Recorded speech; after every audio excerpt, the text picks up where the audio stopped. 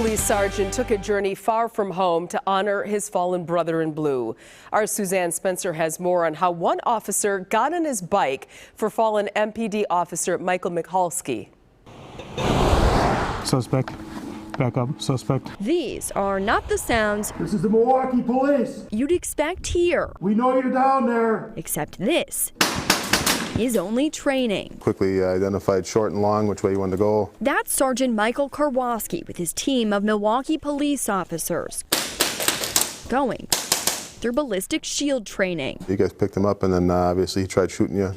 Anybody get hit? A team that knows one shot can take away everything. The last phone call came and Mike's dead, and the world just kind of stopped. Michalski and Officer Michalski shared more than their first name and the MPD badge. They're dads, husbands, and colleagues who became friends. I'm attracted to being friends with people that I believe are better people than I am, and that was definitely Mike. On July 25, 2018, Michalski was shot and killed near 28th and Wright while serving a warrant. I think I kind of collapsed there in the backyard for a while and just kind of sat on my knees, and I started getting the phone calls, you know, what should we do? What can you do? What is there left to do? What can change what just happened?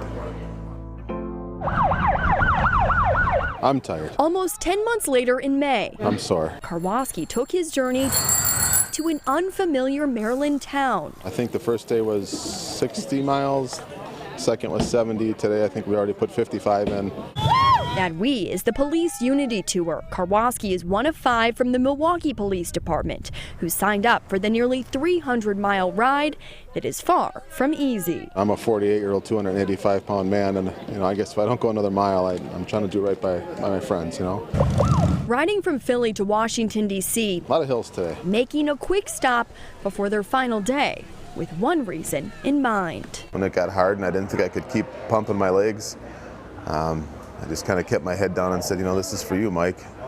I'm not going to quit. Riding by places they've never been. This has been nice. With a memento honoring their fallen Milwaukee brothers. I loved Mike, the way I lost him, so suddenly and so violently, I think it hurt all of us.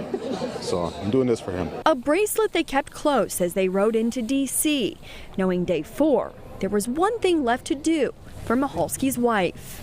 Thank you, Sue. I had been waiting to see Sue the entire time. I just wanted to tell her that I'd been talking to her husband through the whole thing, and I wanted to be able to give her the bracelet I was wearing that I carried for her husband. It was huge for me to be able to do that for her. It's not so much about where they went, but why those wheels kept moving. The worst person you could possibly face and arrest, Mike would still do his best to try to change their lives on their way to prison. What kind of cop does that? That was Mike. That's how much we lost. A loss he lives and hears in places he won't see with a colleague and friend. It's always been said time heals all wounds. I'm not so sure that's true.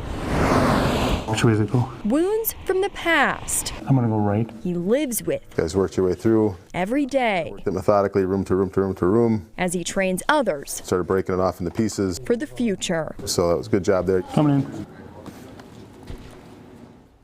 Next spring, all of the officers who died in the line of duty from 2019 will be honored at National Police Week. Obviously, fallen Milwaukee police officer Matthew Rittner's name will be added to that wall, and others who paid the ultimate sacrifice. Last week was a tough week. We lost 2 officers, Milwaukee's Kuher and Racine John Hetland, both of whom technically were off duty at the time of their deaths. Will they go on that memorial next year? That's a good question. Typically, it's always on-duty officer deaths. So ultimately, the National Law Enforcement Officers Memorial will take a look at each officer's death. So in Officer Hetland's case, he was off duty, but an official told me tonight he could be considered a line-of-duty death because he was performing an official function of his job, but he was not able to give an opinion on Officer Herr's death. So ultimately, the folks out in D.C. will be making that decision later this year or early sometime next year for National Police Week next year.